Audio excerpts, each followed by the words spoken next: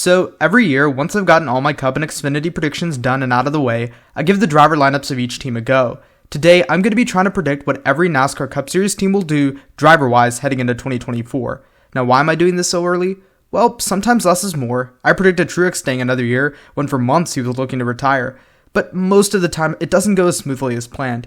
And that's the fun part of making these kinds of videos. So, let's get into it. Which team to pick on first? Let's start off with Hendrick Motorsports. This is a pretty easy one to tackle. Kyle Larson would have been entering a contract year in 2023 had he not signed a contract last year that guaranteed him staying at this organization through 2026.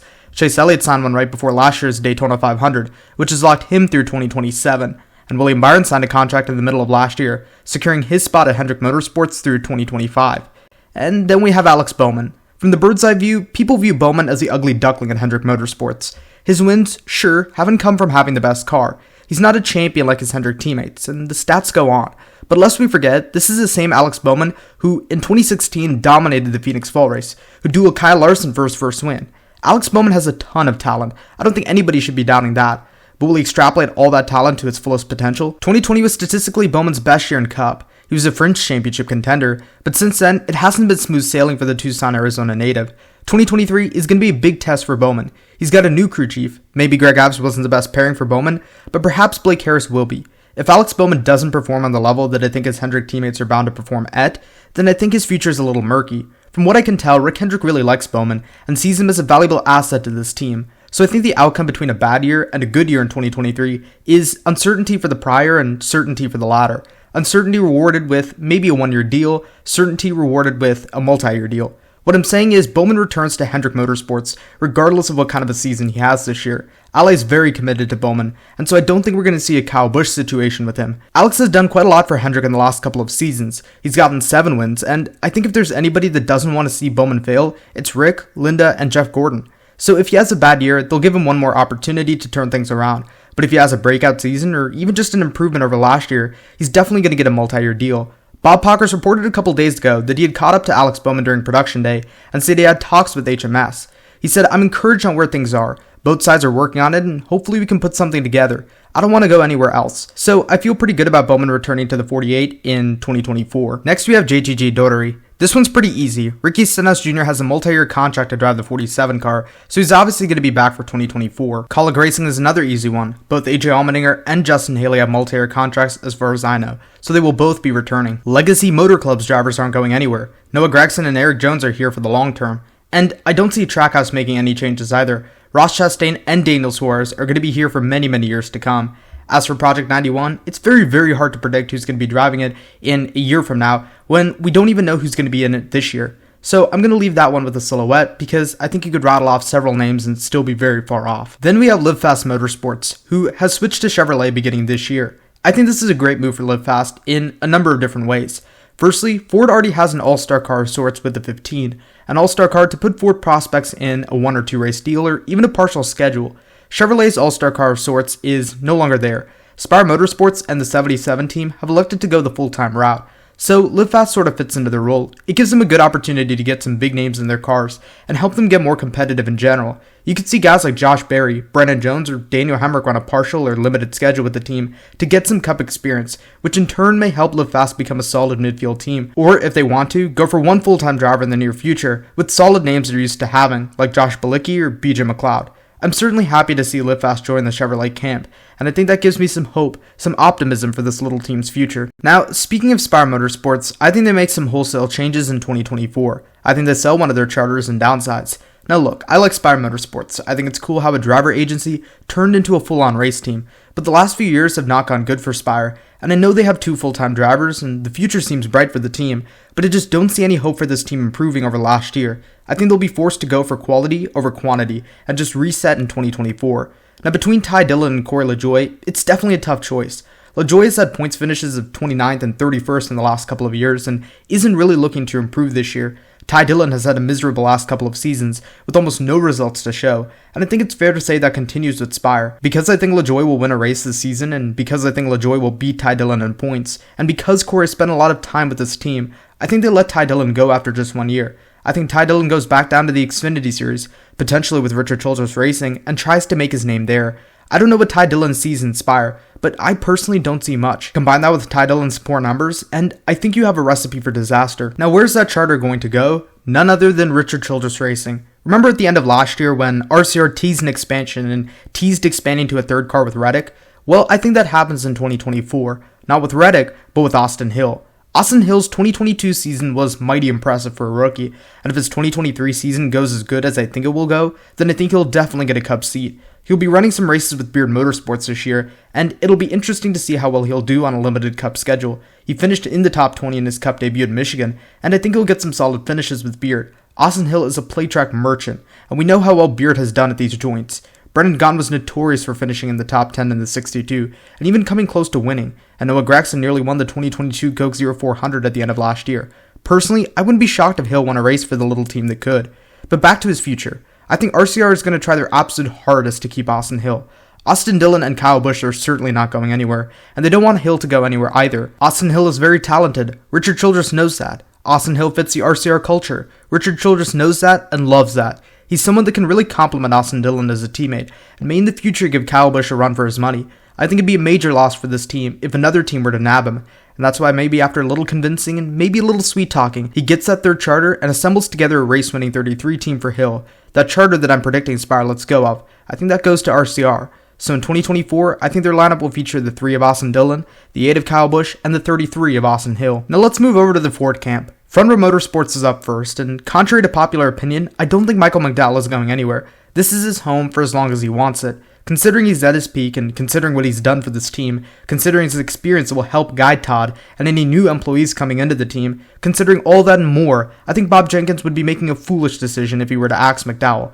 I don't think Zane Smith drives for this team in 2024 full time. They're going to have to make that hard choice between McDowell and Smith. I think they choose McDowell, but even if they choose Smith, who's to say he's going to want to join Front Row Motorsports? Considering his talent, he's going to get offers from way more equipped teams, and I see no reason for Zane to pursue a midfield team, especially at the expense of a talented wheelman. Now, I briefly touched on this, but I do think Todd Gilliland returns to the team as well. I don't think RFK Racing is making any changes either. They've got a super talented driver in Chris Buescher, who I don't see going anywhere, and Brad Keselowski is an owner in this organization. I don't think Rick Ware Racing is making any changes in 2024. I think Cody Ware comes back for his 4th full-time season in the 51, and I think that 15 continues to feature a revolving door of drivers. You could throw in names like David Reagan or JJ Yaley or Joey Hand, or you could throw in names like Cole Custer or Riley Herbst. Who knows, but I think things stay relatively the same for this team heading into 2024. And then we get to Stewart Haas Racing. I think Ryan Preece returns in 2024. He's got a lot of talent, and I don't think they're letting him go anytime soon. Chase Briscoe's obviously not going anywhere, and Eric Almirola has a contract through the end of 2024. But Kevin Harvick doesn't. 2023 marks the end of an era, as Happy Harvick will be retiring by season's end. And to be honest, this is going to be one of the biggest silly season storylines to follow early on this year. In terms of replacements, I think you could consider any one of the names I mentioned in my poorly aged who could replace Eric Almirola video I did last year. However, 7 names scream out to me. The first 2 are long shots, and these are Ty Majeski and Brett Moffitt. Both are technically part of the Ford camp, so you do have that connection there. Moffitt is a Cup Series Rookie of the Year winner, and while his Cup Series experience goes back years ago, it still is experience. He's a proven truck winner and champion, and while the last couple of years haven't gone his way in Xfinity, I think 2023 will be a solid year for him. It's a gamble, and it's a stretch, no doubt about it, but it wouldn't be the worst move they could make. With Ty Majeski, you have a talented and hardcore racer who's grinded for a full-time opportunity for the last few years, and last year, he showed what he can do with a full-time opportunity with ThorSport in the 66 truck. He might not bring a whole lot of sponsorship, but he might be a much cheaper, yet still a valuable asset that SHR could poach. Who knows, but it would definitely complete the infinity stone of drivers who previously raced in Roush's 60 car going up to Cup. Then you have Ricky Stenhouse Jr. Proponents of Stenhouse to SHR argued that this would be a good veteran option. Instead of having to fish out a young and potentially inexperienced driver, why not go for an experienced pick? He's part of the Kevin Harvick Incorporated fold, so it would make a lot of sense. However, there are 2 problems with this. A, there are better fish to fry, let's be honest, and B, I think Stenhouse has a multi-year deal with JGG Daughtery, so I don't think they're hiring Stenhouse anytime soon. SHR would have to be in dire straits, with almost no options on the table if they were even to consider Stenhouse. There's also Harrison Burton, again another driver part of the KHI fold, and a driver who's in the Ford camp. However, while Burton does have the talent, he doesn't have the experience, and he hasn't showed that he deserves his competitive seat. While he might do a solid job in the 4 car, I think SHR is looking for a little bit more out of their next driver. Now, one name that's been thrown around a bit is that of Cole Custers. Supporters of this move, if any, argue that after 2023, Custer will have reset his career and recuperated enough to warrant the seat. The slate has been wiped clean, and he will take over the 4 car. But I personally don't think so. not just because I think Custer is going to be an Xfinity lifer, but also because this is the same driver who struggled for 3 seasons on end in Cup. I'm yet to be convinced that Custer will actually elevate this organization. While finishing 22nd in points may be an improvement for Custer, it's a massive fall off for the 4 team. So even if you throw him in the 4 car and he does improve, I don't think it will be quite to the level that Tony Stewart and Gene Haas want. I think Custer stays put in the Xfinity Series. Beyond Custer, you also have to look at Riley Herbst. Herbst is a serviceable option. He doesn't have any next-gen Cup experience, but looking at what he's done in Xfinity, he's done a decent job. If SHR cannot find a replacement that suits their interests, Herbst wouldn't be a bad option. As much as people say the contrary, he actually doesn't tear up equipment too much. On the same token, he's known to make critical mistakes, but maybe throwing him to the deep end of the pool will refine his talents. It's hard to say, but I think this is a backup option if they cannot grab Zane Smith, who I think takes over the 4 car. Zane is super talented, there's no doubt about that, and because he is, I think he's going to get a lot of hefty offers from Cup or Xfinity teams. I think that one of those teams who lures him in is SHR. They're a reasonably competitive team, and they're well within the Ford camp, so I don't see why not. Throwing him into the deep end of the pool is the best way for him to learn how to swim in the Cup Series. He's already spent several years in trucks. Why waste time in the Xfinity Series when he could potentially be in Cup? I think he's ready. Clearly Chip Ganassi thought he was ready. He thought he was ready before he was even a truck champion. So I think this move is only natural, and I think Zane getting to Cup in 2024 is only inevitable. The Team Penske trio of Austin Cindric, Ryan Blaney, and Joey Logano are obviously going to be here in 2024, and I think Harrison Burton will be back in 2024. I've heard some people say that Harrison might potentially go back down to the Xfinity Series, develop a little bit more, and then come back up to Cup. And while I think that could happen, I think Wood Brothers will opt to keep him for a 3rd season. Harrison Burton is a long-term project, and I really see no reason to put him back down into the Xfinity Series in a completely different car than the Cup Series. Cole Custer was given 3 seasons, so why not Harrison? There is some talent there in this young phenom, but it's yet to materialize in Cup. However, I think the Wood Brothers will generously give him 1 more year. And finally, we have Toyota. 2311 Racing is an interesting team to analyze when we're talking about silly season, because it seems like every year they tease some sort of bold move or expansion. 2311 has yet to have a season where their driver lineup remains consistent into the next season, and there are rumors swirling about Denny Hamlin potentially buying out a slice of JGR and taking the 11 over to 2311. Look, I think that while that's plausible, I think most teams are going to want to wait until after the next TV agreement before they start aggressive expansion. I only include RCR because they have a driver they want to keep.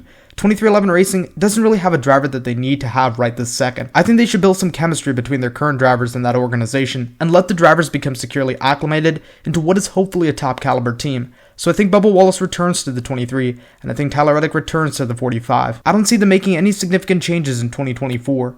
Now, Joe Gibbs Racing is going to be a very interesting team to follow this next silly season. They had a hectic silly season last year, and so I think they're going to be hoping for a bit more calm. Let's get the easy ones out of the way. Ty Gibbs, the owner's grandson, is obviously returning to the 54. Christopher Bell is obviously returning to the 20. This isn't an Eric Jones situation or anything like that. No, when Bell made the Final Four last year, he not only solidified his place in the sport and in the 20, but as someone who's going to lead the organization for the years to come. And I think Denny Hamlin returns to the 11.